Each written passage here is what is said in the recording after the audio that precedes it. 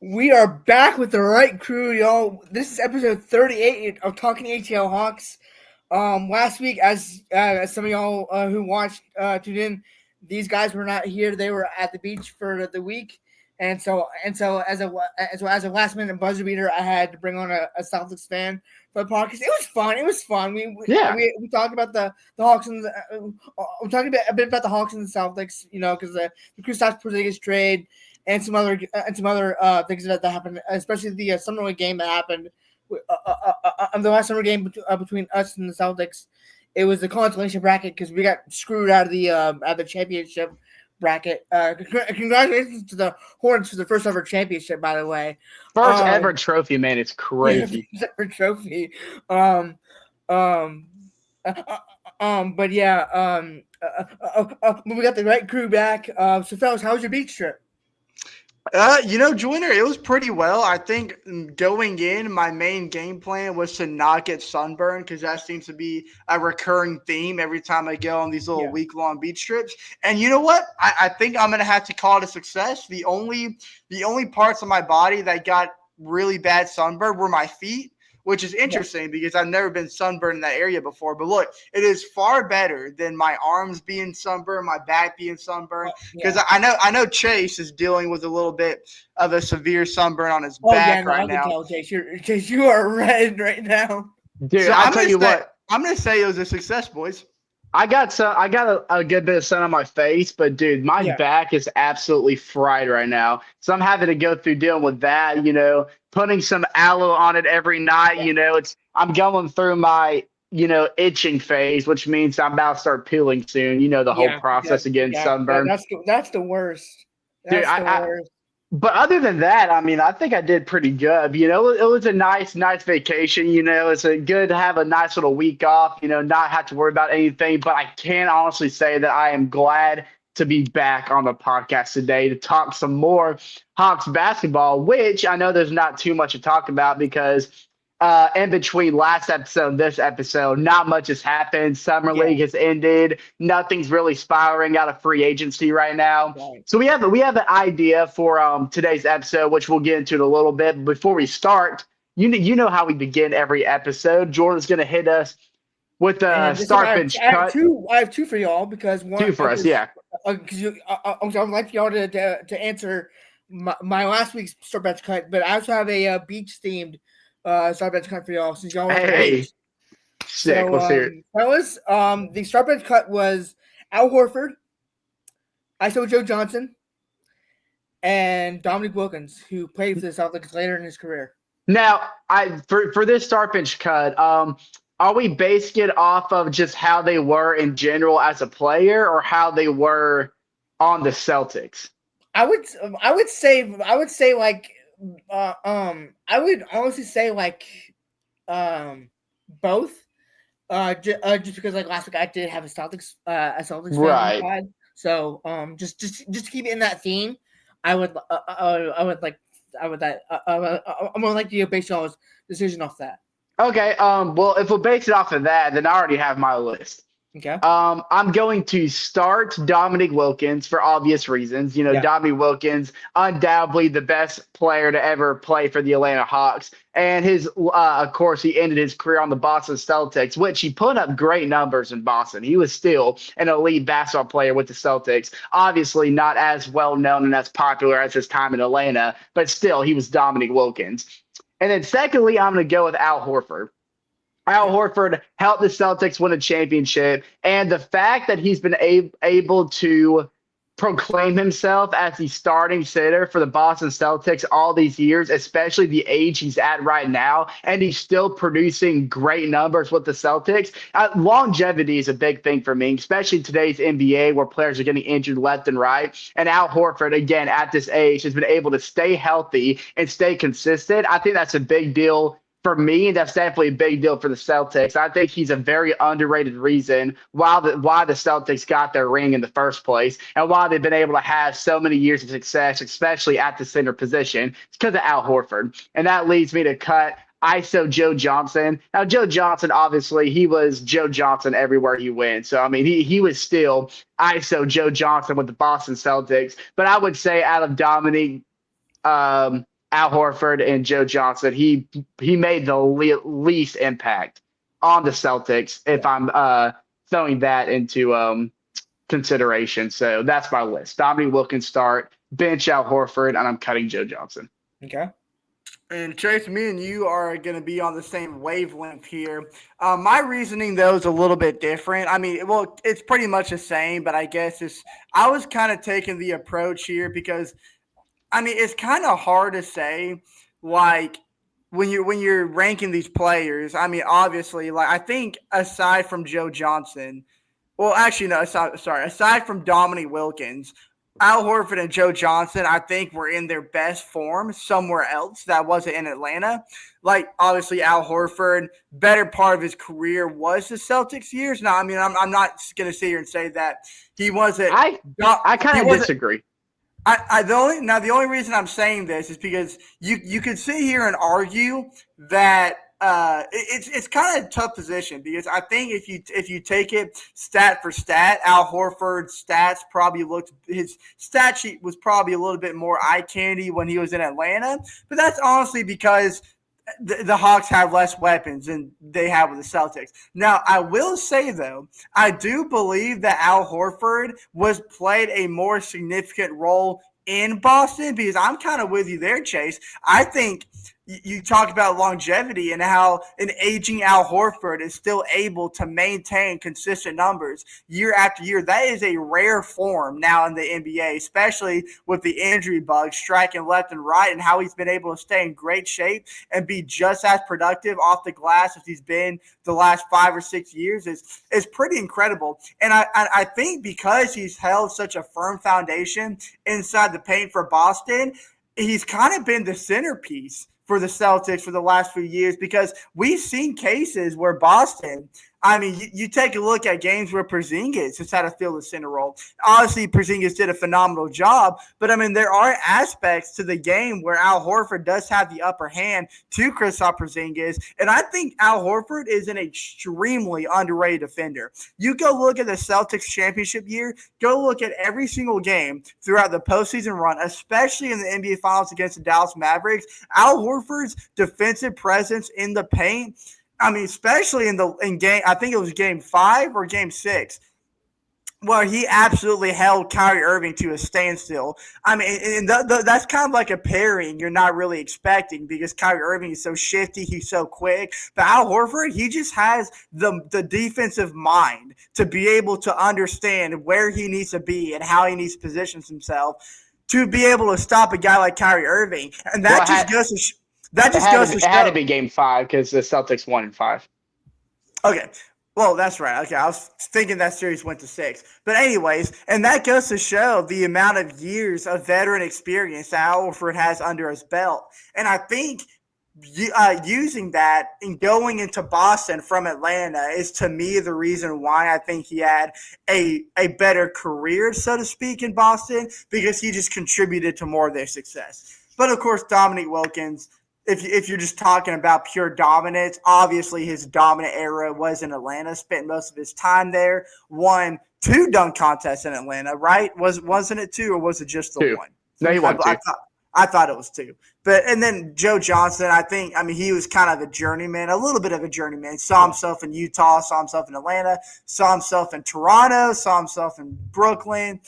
I mean, it's kind of give or take. I think he was in his best form when he was in Brooklyn, but I mean, I think that's up for debate. But yeah, but my list is exactly the same as yours, Chase. If we're ranking them just based on pure athleticism for both Atlanta and Boston, I think that ranking is pretty accurate.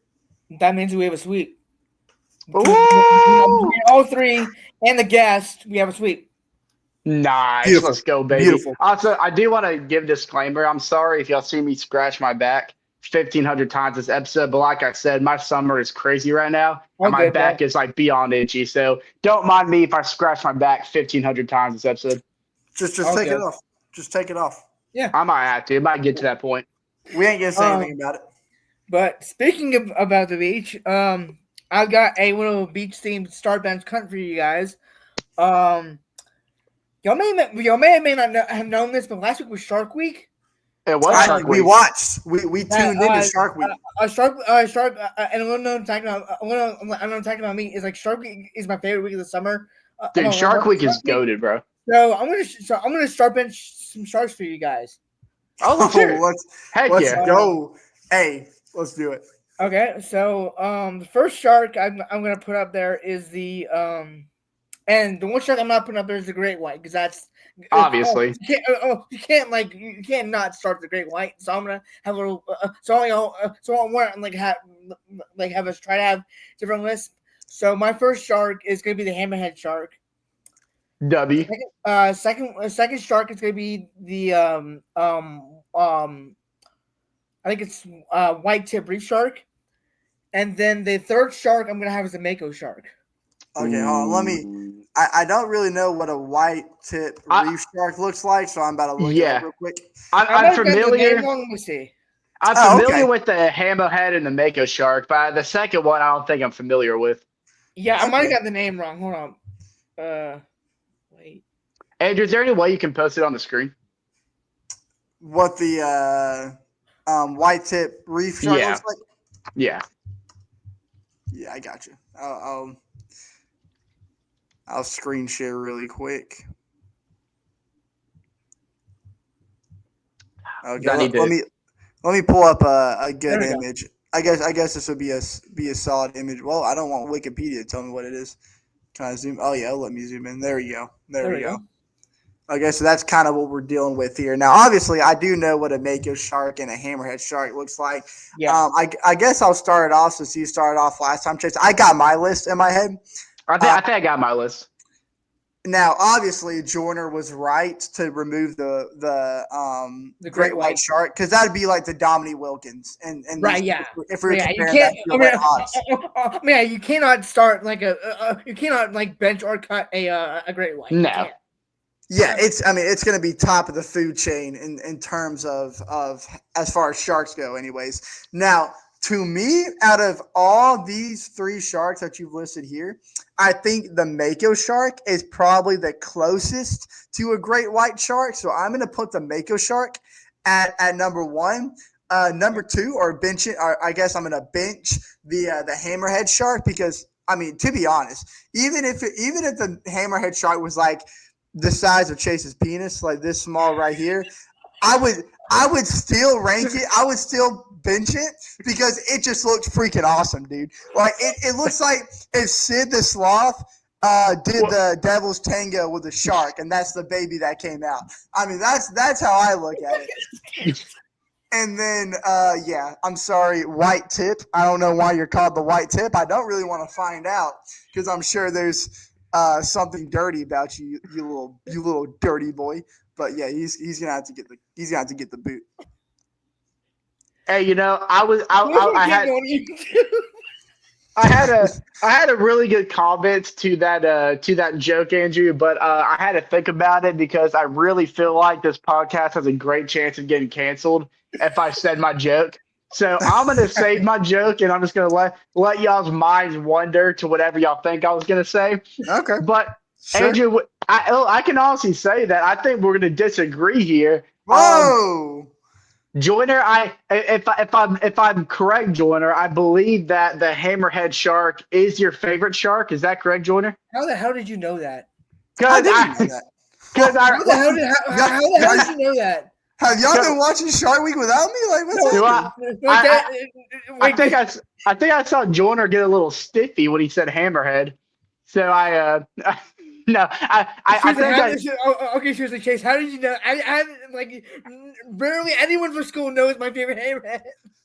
I think I think I saw on your Instagram story one time you posted something about a hammerhead shark, and you're like, finally, I got the hammerhead shark. See, look, so still cage memory right here, and because of that, I think y'all are hammering some heads without me. I think that's what's really happening.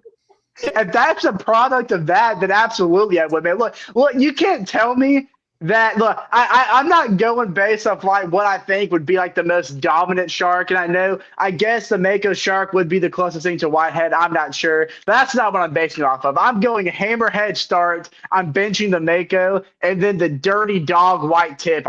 He's getting cut. Yeah, but think about it. If you're getting attacked by a hammerhead shark, you can literally grab it by the little freaking Okay. And like, that give you like an edge. You could like kick it in the mouth. You could kick in the fins. If I'm getting attacked by a shark, I at least want to be turned on, and Hammerhead's gonna do that for me. So that's why I'm getting the start. Fair enough, Chase. Well, you know what? Right on, Chase. Right on. You can't upload this to YouTube now. But okay. So Chase, screw you for spoiling my start match class. Screw you. Let's go, man. Yes. I'm gonna start the hammerhead, but we're not gonna have all the same list. Oh, because okay. Something y'all do not know about me because I did not post this recently. Back in 2017, before we all knew about each other, back in 2017, while I was in I think it was like a sophomore in high school, I believe. That fish is ugly, by the way.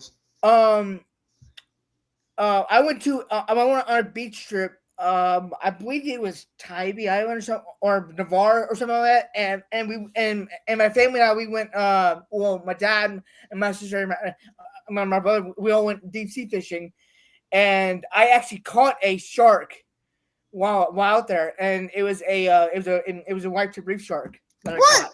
You just casually caught a shark. There. Yeah, hold on. I'll see if I can pull it up. I'm about to say there's gotta be pictures of this floating around somewhere. It's a little blurry. Yeah, I'll see if I can.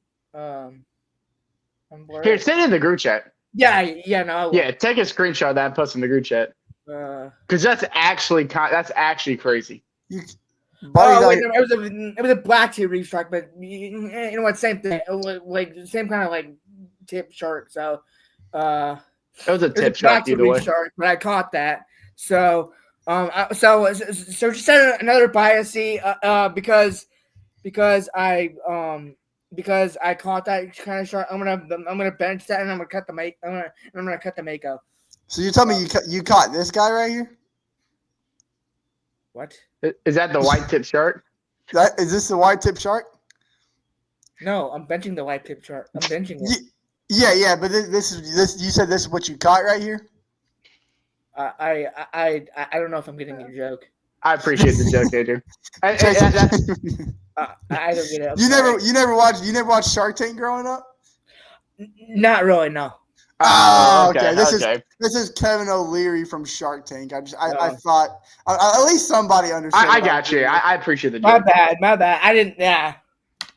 But yeah, no. That's my list. If I've learned anything, is that we will never be able to host Shark Week because we'd be banned after one episode. Right? Yeah. I mean, like I'm just like biased towards white tips. You know. I mean, black tips are alright, but white tips are superior. Aren't we all? We all got a little white tip in us. We're just all jealous of the black tip. Let's be honest. Let's not beat around the bush. We're just jealous of the black tip. Yeah, no. I mean, because they're bigger anyway. They're bigger. Let's call it how it is, man. Yeah. Yeah, I mean. But anyways. Because if we're all. Hold up. Okay. Yeah, we are. Is that through it? Well, we're all a little jealous of this guy. See, that's the. Yeah, we're all a little jealous. That's the guy. That's the one Jordan caught. Jordan says a black tip. Oh, yeah. That's what you caught? Yeah. Oh, yeah. So you caught Damon, not Kevin. Okay. Yeah. Hey. We're gonna get canceled. This is crazy, dog. We're gonna get canceled. What happened? We've been under the sun way too long. Dude, what if I made the thumbnail for this episode like Jordan sends me the picture of the shark and I just put that dude instead of the shark? Like I just like Photoshop him in. God. You put Damon's head on it? Yeah, I put Damon's head on it. Yeah. It just like no context. That's insane. Do it, please. That is insanity. So guys, moving on. Yeah, moving on to some basketball talk. Yeah, we're finally back to talking about basketball. Yeah, this Yeah. is a basketball podcast after all. Yeah. Do we guys wanna take this to the trivia table? I know that's Definitely. something we were talking about. Here if I think let me see. And we could make like a side podcast about like the ocean, call it Freaky in the Ocean. Okay, this is why we need to stay on topics of basketball. Here, let's see. My fault. Um, Or instead of Shark Week, we can be Shark Freak. getting worse. Here, one of you guys stall for me. I'm gonna see if I can get this to pull up. Are you hosting the trivia, Andrew? I can if my theory is gonna work here. Okay. See, I need one of you boys to stall for me. Oh man. I don't know if y'all heard the news about Deion Sanders, man, but it's bladder cancer that he has, by the way. Yeah. And apparently it's pretty aggressive. So I'm gonna say that he got removed. I'm said that the bladder tumor was removed and that he's cured from the cancer. Oh, really? Yeah. He just Tom Pelissero just tweeted it. Oh wow, I just saw that. Yeah, Tom Pelissero just tweeted it. So W, man. Yeah, for real. Deion's good for college football. I don't care what anyone says. Yeah. All right, Andrew. It's just that like awkward part of the podcast. Like people like skip to this part, and it's just like we're not even talking about anything. We're just sitting here.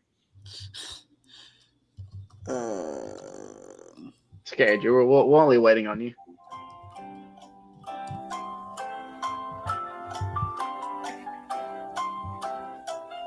I think he's pulling up. That might get us copyrighted. Probably. We'll find out. Oh, okay, guys. I got a quiz here. It's a list Okay. of 10. It's a list of 10 questions. Okay. So we might have to do more than one trivia, but I will be y'all's game host today. Okay. Now this quiz that I have conjured up right here, it's not going to be your typical quiz because I kind of wanted to make it a little interesting. I wanted it to be creative.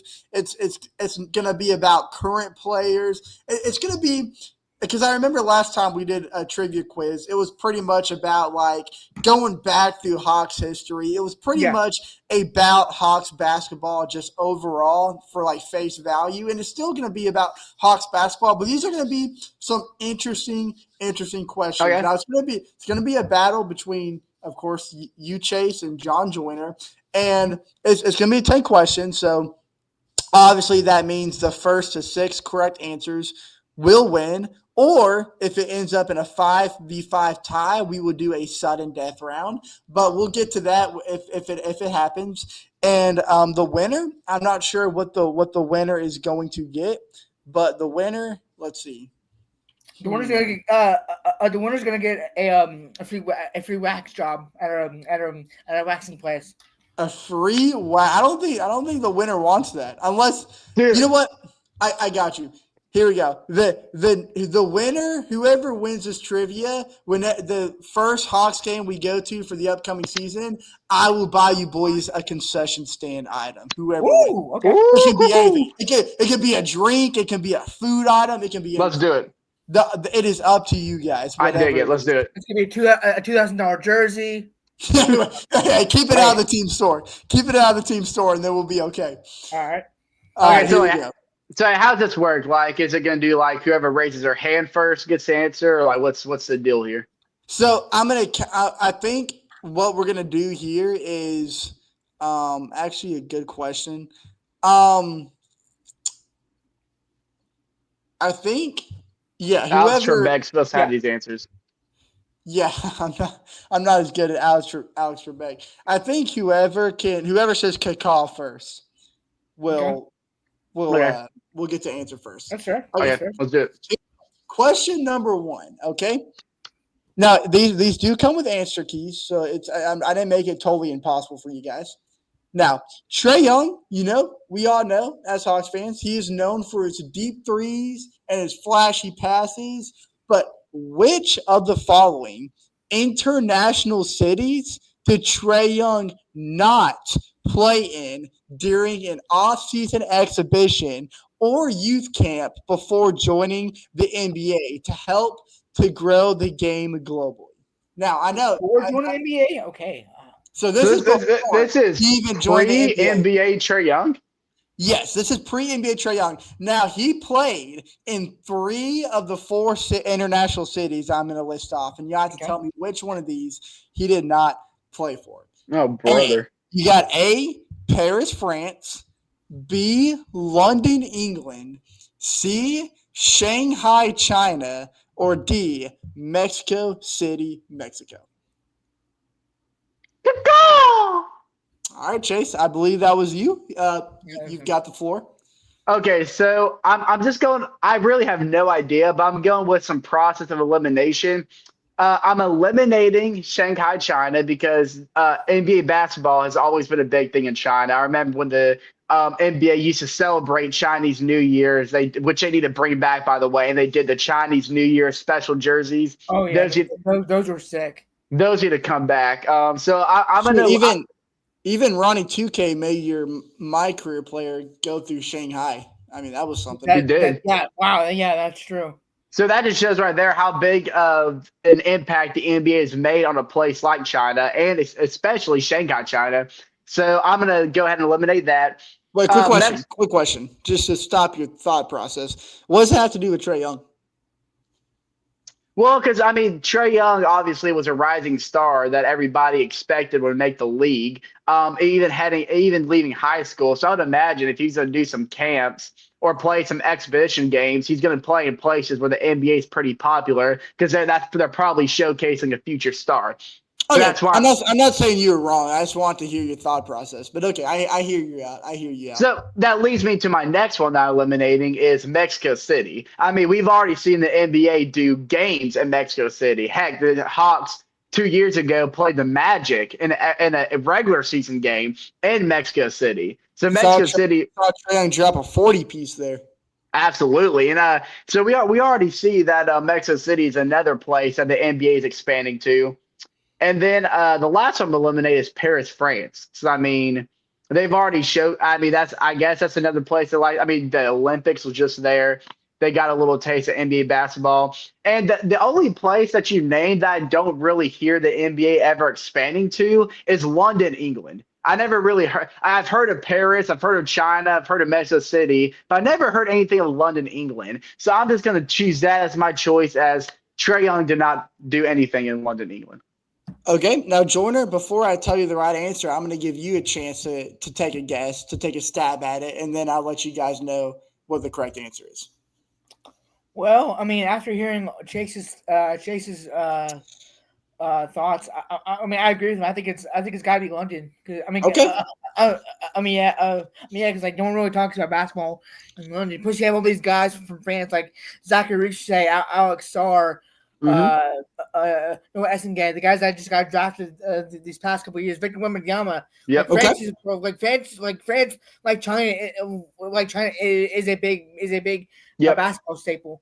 So you think Trae Young hates the Brits? That's what we're going that's with. basically what I'm saying. Okay. Here's the thing: like we're America, we all hate the Brits. Amen. No offense, Britain. We don't hate you, but we do. That's basically what we're saying. Okay, yeah. So, congratulations, guys, because you guys were both wrong. The answer is actually – well, hold on. Before I tell you the answer, why not – I'm sorry. I almost just threw the answer out there. So that eliminates London, England, but nobody's gotten the answer right yet. So whoever wants to shoot me a caw first. Caw! All right, Chase. You have the floor. Since my thinking process is obviously incorrect, it was correct. This is now a shot in the dark. So now I'm going to go Mexico City. I think Mexico City's the answer. All right, Jordan, what you got? Okay, I'm going to go. You know what? I'm going to go with China. You think Trae Young's never stepped foot in Shanghai? Correct. Well, one of you guys have the right answer. And that person is John Joyner. Because Wow. Trae Young, What? he participated in events in Paris, London, and Mexico City before he was in the NBA. But Shanghai, That's surprising to me.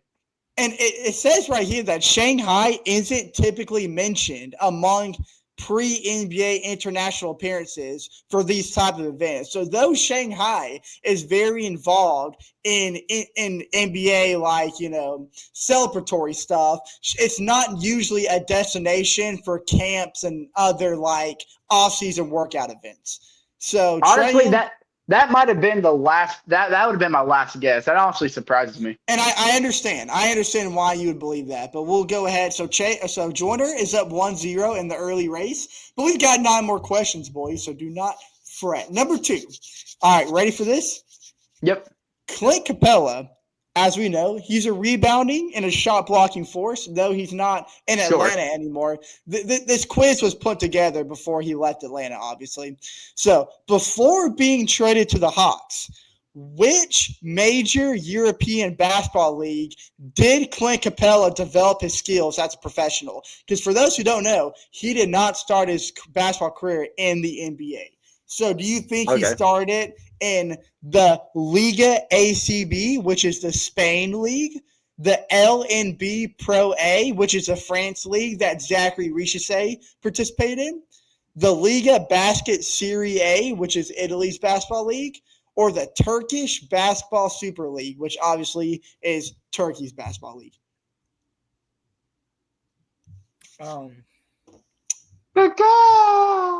Okay, Chase.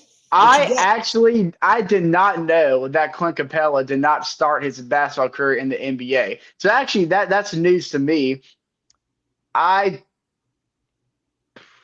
Dude, I don't know, man. That's kind of like the new wave of new NBA players. Because there's a lot of great NBA talent that's coming to the league, like Victor Wembanyama, Luka Doncic, LaMelo Ball, Zachary Richesay, who were drafted from international grounds and never played college basketball. So, I mean, it's kind of been a growing popular destination for young NBA players. And I know Spain has a really big basketball league. I saw this France as well. So I'm choosing between Spain and France. Okay. I'm gonna say France. I think he played in the same league that Victor Wembanyama played in. Okay, Jordan. You know what?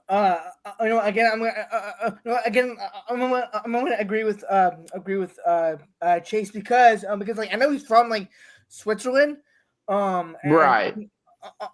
I'm also like if I remember correctly, I think either him or Zachary said something about said something about like meeting up with each other at some point. Oh, really? Oh. I think someone says I think one of them says something about that. So well, that could be true because that's my process. I think about thinking like that. Because overseas, you can play in this league at a very young age. So that is a possibility that maybe Clint Capella and Zachary somehow ran into each other or encountered each other in the same league. So that makes me want to guess France even more. Yeah. Okay.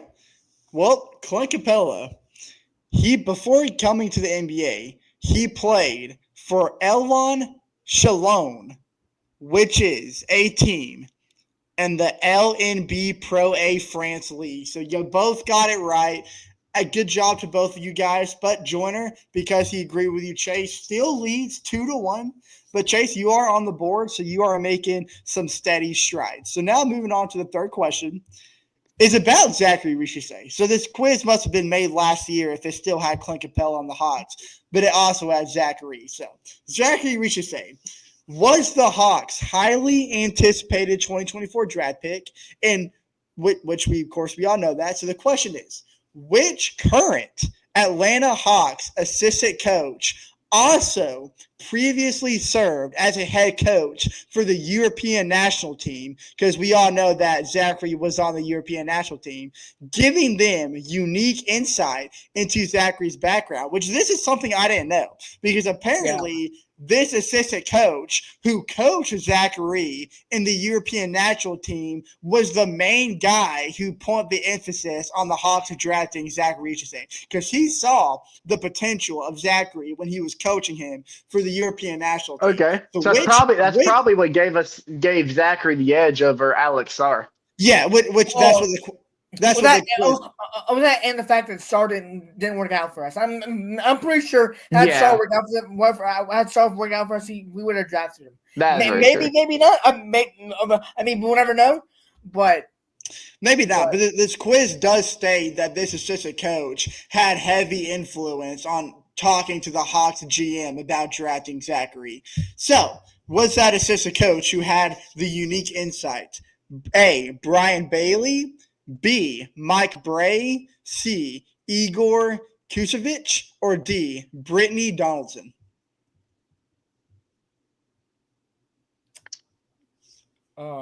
Which shout out to Brittany, by the way. For those who don't know, Brittany is the absolute GOAT at calling reviews in an NBA game. She almost never gets a review wrong, which is why I think we gave her the responsibility of making the calls of if a play needs to be reviewed or not.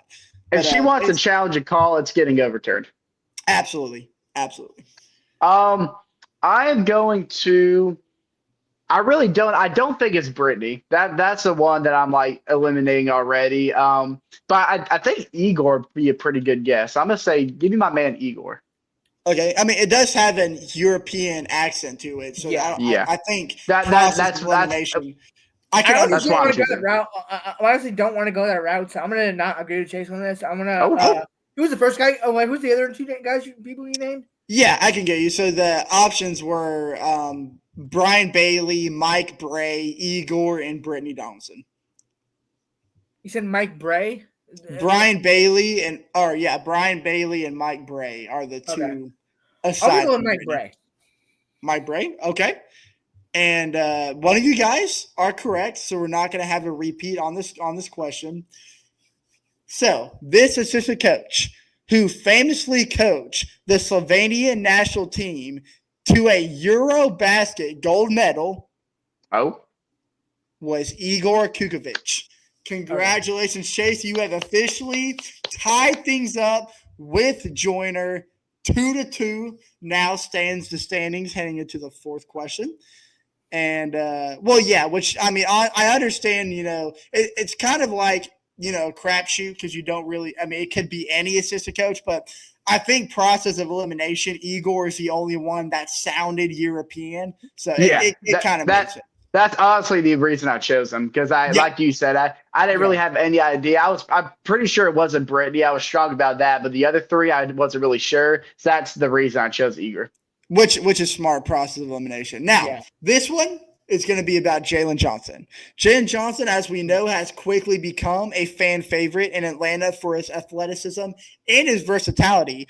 And beyond basketball, Jalen is known to be surprisingly proficient in a pretty niche skill. So this is something, aside from basketball, that apparently Jalen Johnson is very, very proficient in. Is that A, competitive chess, B, abstract painting, C, gourmet cooking, or D, can Jalen play the saxophone? What you guys think? Ooh. We got Joyner answering first. Joyner, what you got? You know what? Because he went to Duke, and we all know that Duke is like Duke just isn't like we all know that like Duke like aside from basketball is a pretty profound like school. Like Absolutely. People go there like for other things besides basketball, they go there to seriously get their education. A lot of brainiacs go to Duke. Yeah, not anyone can get into Duke. Yeah. Crap. What was the first option was? Can you read out the options again? Yes. So the first option was a competitive chess player. B, abstract painting, C, gourmet cooking, or D, playing the saxophone? I'm gonna go with chess because I think I think that's something that someone would be good at going into while going to Duke. So Yes, and I'm gonna go with chess. it makes sense. I mean, I like the thought process there because profound schools like Duke often do have competitive chess teams that they take very seriously. So it would make sense if Jalen Johnson picked up the chess skill while he was at Duke. But I'm not saying that's the right answer. And Chase, do you agree with Joyner? I actually did have the same thought process, and also I don't know if I'm just making this up in my head. That could very well be the case, but I'm pretty sure that I did hear something about Jalen Johnson being good at chess. I think the Hawks Instagram made a post about that or something where he was playing different Hawks parts in chess. That I could completely be making this up. I'm pretty sure I saw something like this. Might not be the case. But like Joyner said, that another reason Duke, profound academic school. Like you said, chess is a big thing in schools like Duke. And I think it's a very good possibility that while he was playing basketball at Duke, he could have picked up on the game of chess. So I'm gonna go with chess. So I'm gonna agree with Joyner.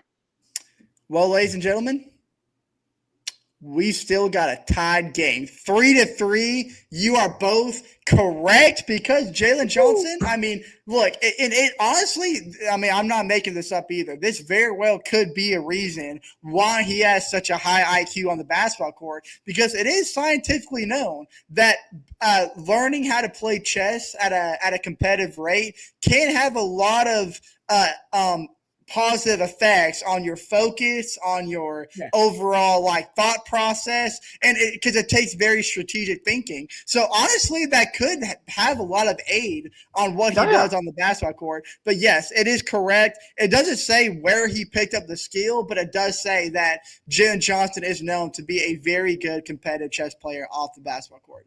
So yes, y'all are both correct. So moving on to number 5, both tied at 3. This one is about double. We're both had. When I get a point? Yeah, we both got a point. Yeah, both got a point. Yeah, would I still be leading? No, because you got the first one right, and then you both got the second one right, making it 2-1, and then Chase got the third one right, tying it up at 2, and then y'all both got the fourth one right, meaning y'all both have 3 points now. Okay, I got you.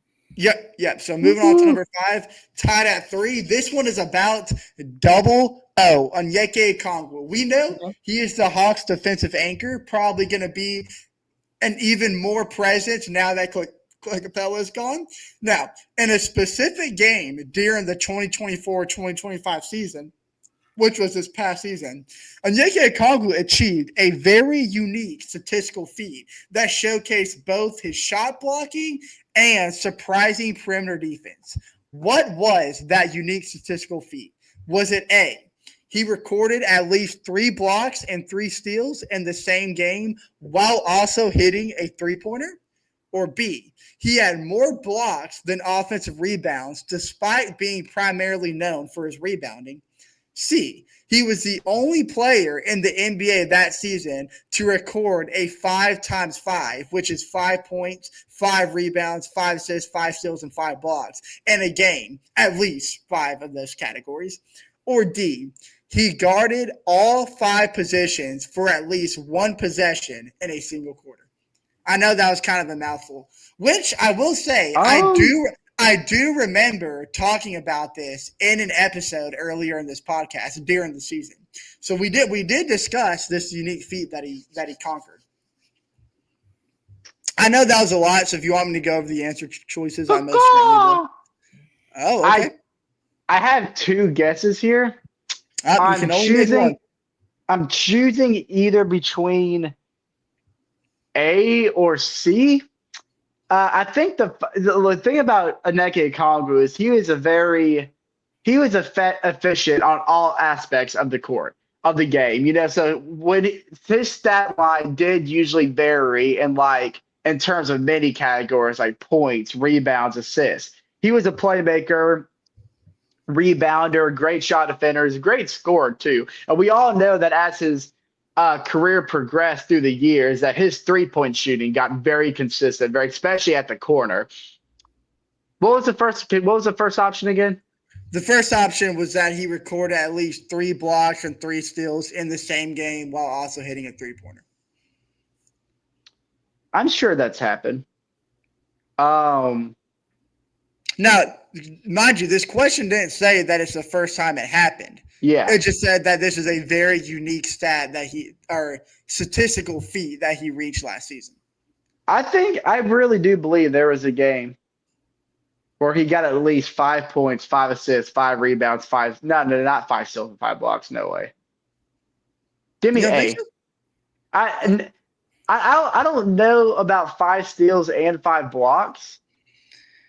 The Hawks did make an Instagram post when it happened about this. I know. Give me C. Okay. I'm gonna go with the 5 times 5. All right, Joyner. Now, it would be the only 5 times 5 game that happened last season, if you are correct. I'm sorry, can you repeat the answers one more time? Yes, absolutely. So A is that he recorded at least 3 blocks, 3 steals in the same game while hitting a 3-pointer. He had more blocks than offensive rebounds. Or C, the one that Chase guessed, the 5 times 5 game, where he has at least 5 points, rebounds, assists, steals, and blocks. Or D, he guarded all 5 positions for at least 1 possession in a single quarter. See, when I first heard the answers, like I immediately thought of G, because then then I thought to myself, there's no way that no one else guard their man. So, well, it could happen. I mean, it may be on a weird fast break. He ended up having to guard every single position in a 1 possession. Things like that do happen. So yeah, it's not completely implausible. Was it 1 possession or 1 quarter? It says 1 possession in a single quarter. So saying there's 1 possession where he guarded at each position on the court. Okay, and Chase, you went with the 5 times 5, right? Okay, How about 5 times 5? Yeah. I'm gonna go with the 3 blocks, 3. What was it? No. I'm gonna go with the more block. It was more blocks than offensive rebounds, right? Are you talking about I think where he said he had more blocks and offensive rebounds? Yes, I'm gonna go with that. Okay, which that does could very well be true. Yeah, that does cater to Onyeka Okongwu. So that is very, and the Hawks did struggle on offensive rebounding. So that does add up. But I will say, none of you guys are correct. Neither B or C is the correct option choice. It's a 50-50 shot from here. I'm going with my first guess. I'm going with A. Okay, Joyner, do you want to go with your instinct and say D, or do you want to agree with Chase? You know what? I should have gone with my instinct. I'm gonna go with D. All right. So that means we have a guaranteed right answer. But whose instinct was correct? I think Jordan's correct. I think I'm wrong. We all know. Not Chase. I think I'm wrong. I think my times. I think my days of being. I'm being up on Chase are over. Chase, I think you got it. No, I don't know, man. I'm not confident. We all know Onyeka Okongwu has been working on his 3-point shot, and his defensive prowess makes both of these answer choices a plausible and pretty accurate combination. But only one of you guys are correct, and that person is Chase Jefferson. He recorded at least 3 blocks, 3 steals in the same game while hitting 1 3-pointer, which is the first time in his career that he has done that. So, Chase, you have jumped ahead for the first lead of this trivia, 4-3. But we still have 5 questions left to go. So, do not fret, Joyner. There's plenty of time to come back here. That's a close game right here. Here is option number 6. The Atlanta Hawks franchise has won 1 NBA championship, which was back in 1959 as the St. Louis Hawks. Which other NBA team with a similar long championship drought has the Hawks historically shared a common original city with? So, meaning that there's an NBA team out there who has a similar championship drought who also was in St. Louis at one point in their time. Was it A, the Sacramento Kings, B, the Detroit Pistons, C, the Oklahoma City Thunder, or D, the Washington Wizards? So really think about this. Not only are you thinking about which team has a similar championship drought, you also have to think about which team was in St. Louis at one point in their franchise. Oh. It was the Kings, Pistons. Your answer choices were the Kings, Pistons, Thunder, and Wizards. And this was made, and when this quiz made, because this quiz was made before the Thunder championship, right? Yep. Okay. All right. I think it's the Wizards. I don't think it's the Pistons. I don't think it's the Thunder. The Pistons have a championship in the early 2000s, so it's obviously not the Pistons. Not the Thunder, because I think other than Seattle, I don't think they really originated anywhere else. Okay. And they didn't have a championship. Or did the Sound? Oh no, it can't be the Thunder. So it leaves me with the Kings and the Wizards. I can't think of anywhere the Kings might have been before Sacramento. Now I know the NBA was wild back in the 50s. I mean, you had the Warriors in Philadelphia. You had the Knickerbockers, man. The Knickerbockers, man. So I mean, it was a crazy time. You had the Lakers in Minneapolis. So I really, it could be anything, but I'm gonna say it's the Wizards. I'm gonna say at one time they were the St. Louis something. Okay, Joyner. I'm gonna go with the Kings just because like we already said Sacramento is going through a similar championship drought like the Hawks and they have been. They've been in Kansas City. They were in Kansas City as the I think they were I think at one point they were the Kansas City Royals at one point, I believe. And then they changed their name to the Kings or something like that. But yeah, I'm gonna go with the Kings. Smart move by Joyner to not agree with Chase, because that means that gives you a chance to tie things up here. Or Chase could take a 2-point lead on you, Joyner. Okay. Now, let's see. So obviously we know the Hawks franchise originated as the Tri-Cities Blackhawks. For those who don't know, before we were the St. Louis Hawks, we were actually the Tri-City Blackhawks. And there's one other NBA franchise who also shared the St. Louis location. When the Hawks were the Tri-City Blackhawks, the Sacramento Kings were the St. Louis Royals. Man. So they were the St. Louis Royals, and then when okay. So I was sort of right about that. They weren't the Kansas City Royals. They were the St. Louis Royals. Okay, wow. So you were right about that. So when the Hawks went to St. Louis and became the St. Louis Hawks, the Royals went to Rochester and became the Rochester Royals. And after Rochester, they later on in life became the Sacramento Kings. So they were not in Kansas City? They may have been at some point. It didn't go. They were in Kansas City at some point. I'll look it up. You might be right.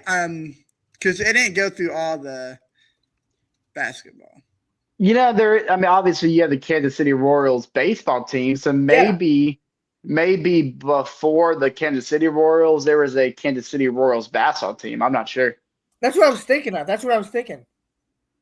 Yeah, okay, so Jordan was actually right. So the quiz didn't say this, but before they became the Sacramento Kings, they were the Kansas City Kings, and then left Kansas City in 1972.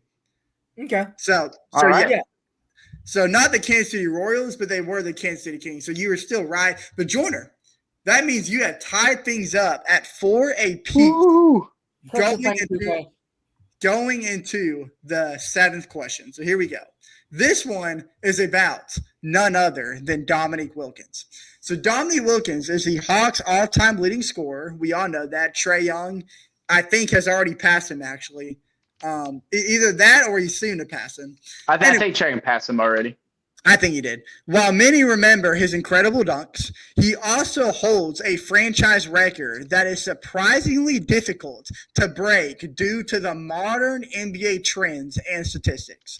Was that franchise record, or is that franchise record, most consecutive games with at least one block, highest career free throw attempts per game for a non-center, most consecutive seasons leading the team in both points and steals, or most points scored in a quarter where he did not attempt a three-pointer. Oh, Kaka. It's got to be D. Kaka. Okay. All right, Joyner. Chase seems pretty confident in that it's D. What was C again? What was C? Option C is most consecutive seasons leading the team in both points and steals.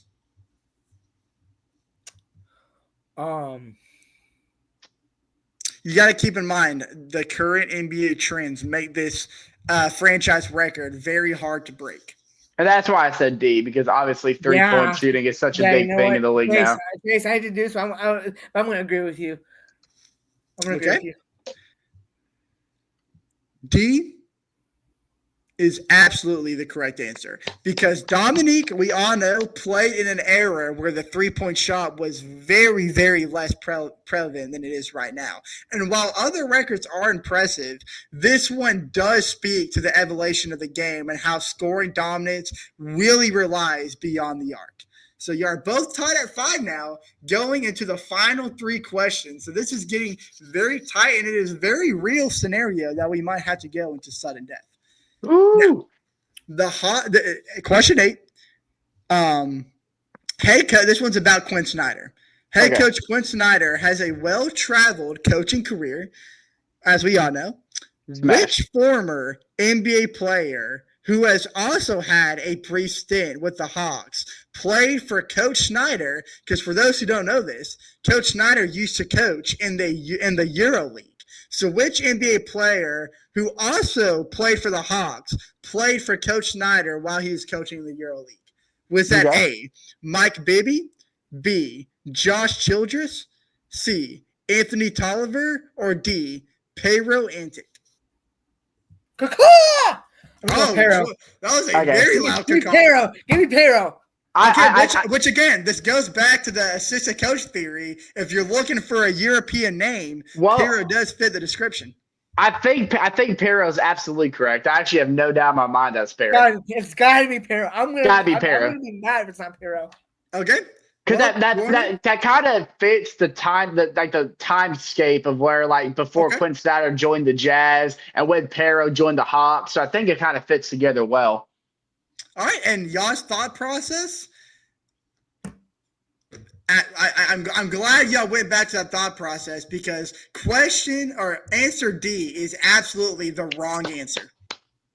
What? Yeah, put your hands down, buddy. It is not Pero. What?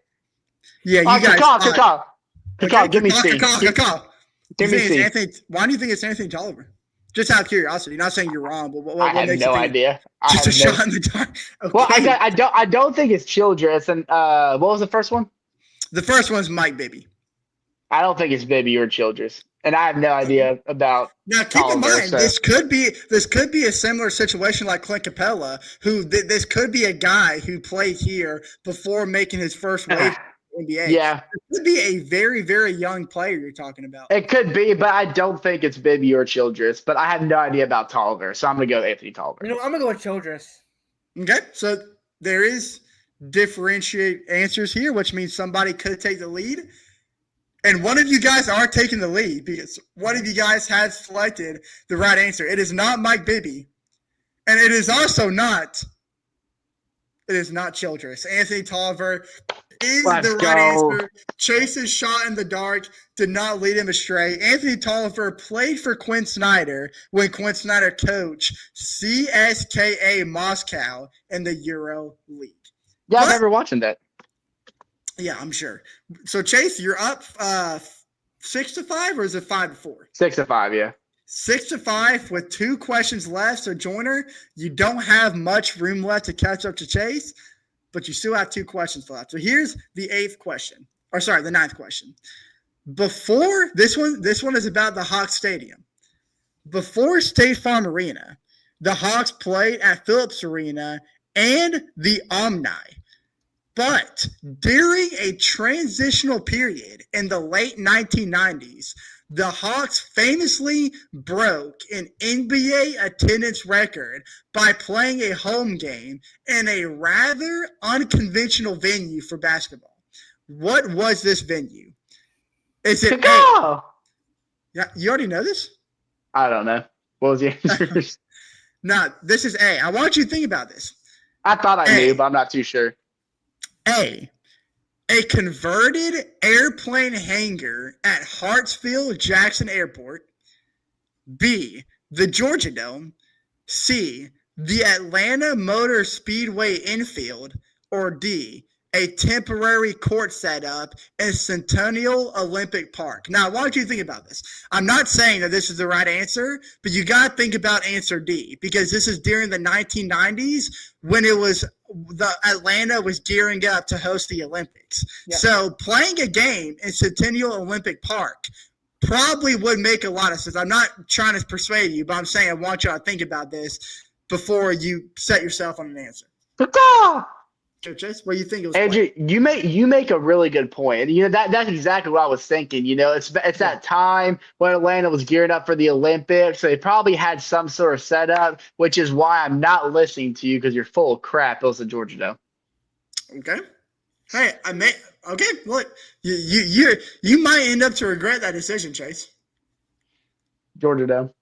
I will say, I'm also not saying I have even the reason why I'm saying this is because I haven't even looked at the right answer yet, because you have to click the box to see which one's right, and I haven't even looked at it yet. And I will say, if this is true, the converted airplane hangar at Hartsfield-Jackson Airport is extremely dope. I don't know if that actually happened.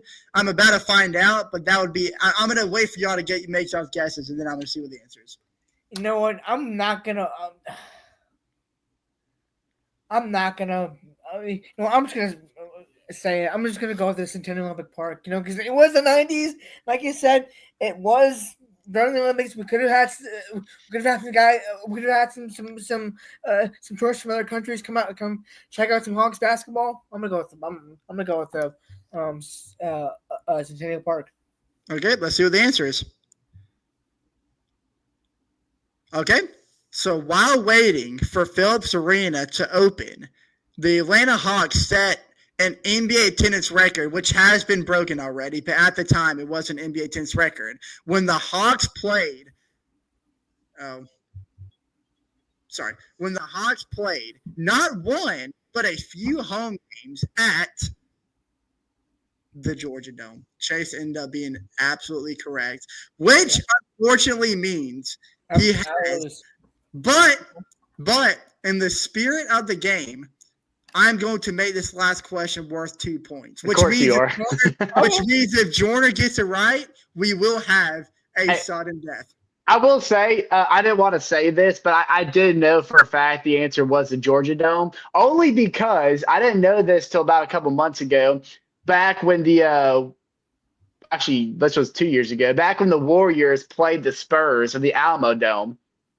Football stadium, and the Spurs broke the NBA record for the largest attendance crowd. During that broadcast, they were going over teams that also played in football stadiums, and they showed pictures of the Atlanta Hawks playing a game in the Georgia Dome, and they did say that at the time that was an NBA record. I didn't want to say that because obviously I didn't want to give it away for the sake of me potentially get a point. But yeah, so I did know it was the Georgia Dome. Okay. All right, so here comes the last question worth 2 points. In the 2024-25 season, so this past season, a Hawks rookie achieved a distinction that wasn't about scoring or rebounding, but rather a rare combination of defensive and playmaking metrics not typically seen from a first-year player. What was it? Was it that it's not telling me what who the rookie is? The rookie's got to be rich there, right? Or wait. I'm trying to find out.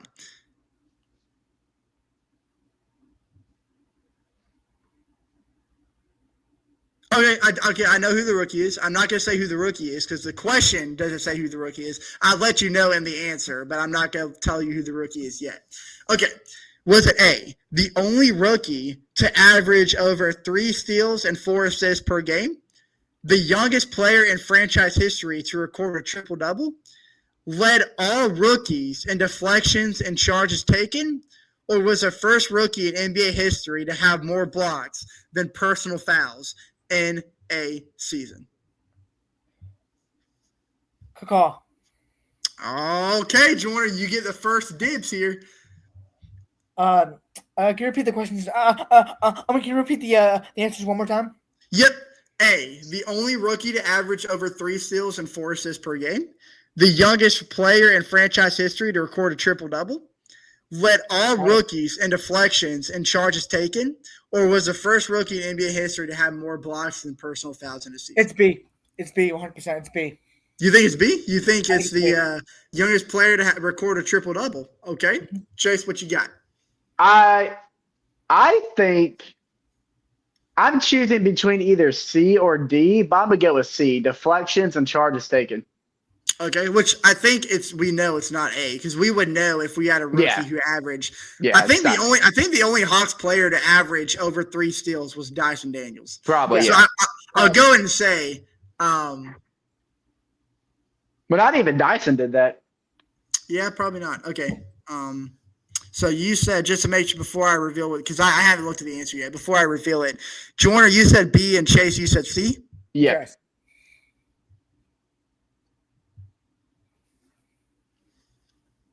All right, guys. Uh-oh. Congratulations to none of you guys, because none of those answers are correct. Good call. Good call. What? Good call. Chase, what you got?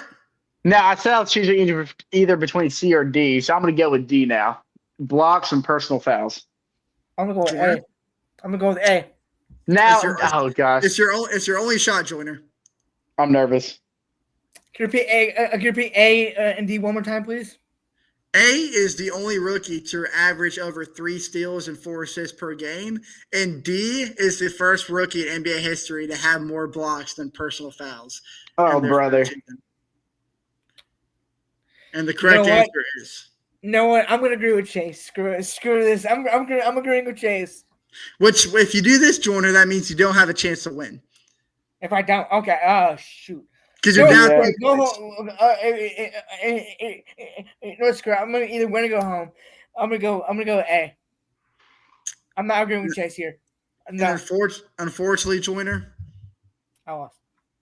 It looks like Chase would be getting that free concession. Zachary Richese became the first, which I didn't know this, the first rookie in NBA history to have more blocks than personal fouls, which is kind of hard to believe because that means Victor Wembanyama had to have more personal fouls, which I guess isn't that hard to believe because Victor Wembanyama did have a foul problem. He did have a foul problem. So I guess it's not that hard to believe. But, yeah, congratulations, Zachary. I did not know that was true. But I did.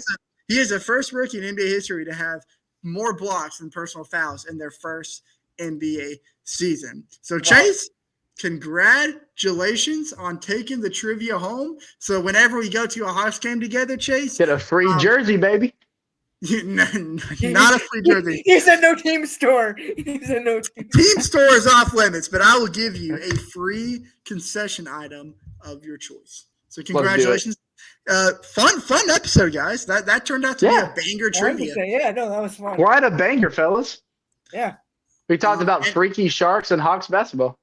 Yeah, very, very unexpected episode, but it was fun nonetheless.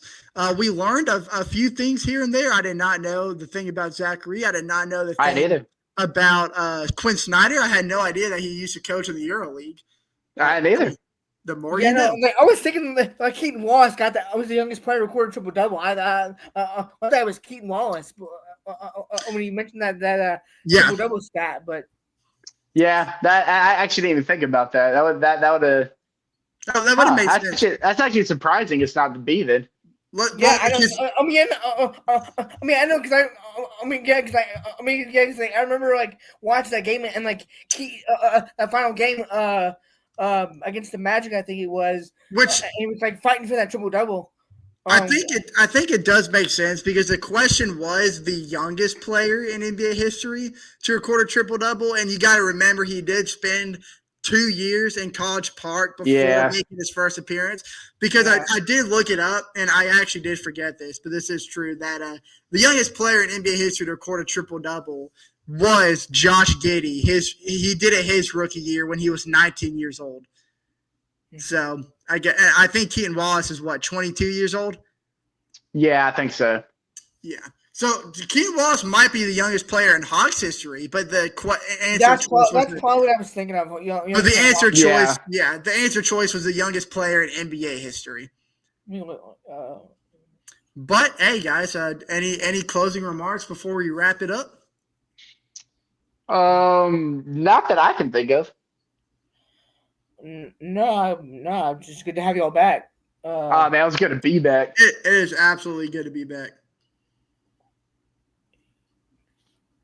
That's absolutely insane.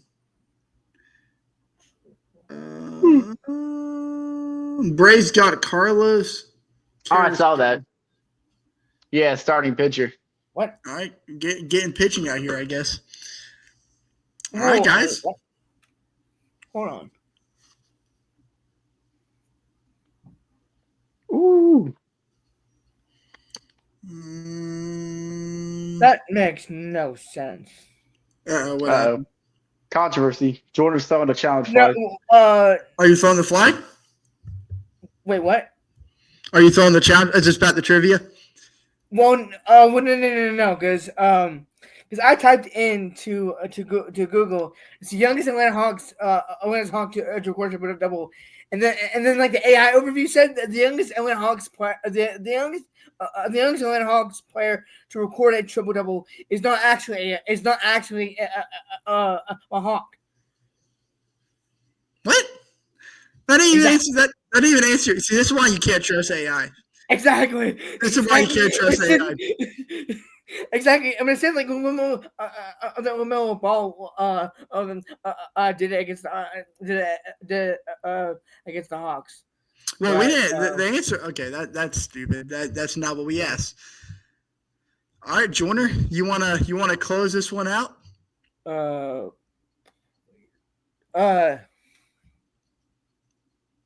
wait. Okay, no man. Okay, so Trae Young is the youngest Hawks player to record a triple-double. It's Trae Young. Okay. Well, Keaton Wallace might be a little older than I thought. Okay. He might be a little older than I thought. We want to wait for Chase to get back, or is he? He's in the bathroom right now. Okay. No, this is a fun episode. Next week when we see you guys, it will be episode number 40. Wait. 39. Episode 39. Episode 39. Yeah, sorry, episode 39 will be next week, and can't wait to see you next week. So, caw-caw! Which don't forget that. Okay, never mind. I was gonna see how long we had until the preseason starts. So the preseason doesn't start until October 2nd. Yeah, we got time. Yeah. Oh, we're almost a month away. We are almost a month away until the NBA preseason starts. So we are making strides, boys. But until next time.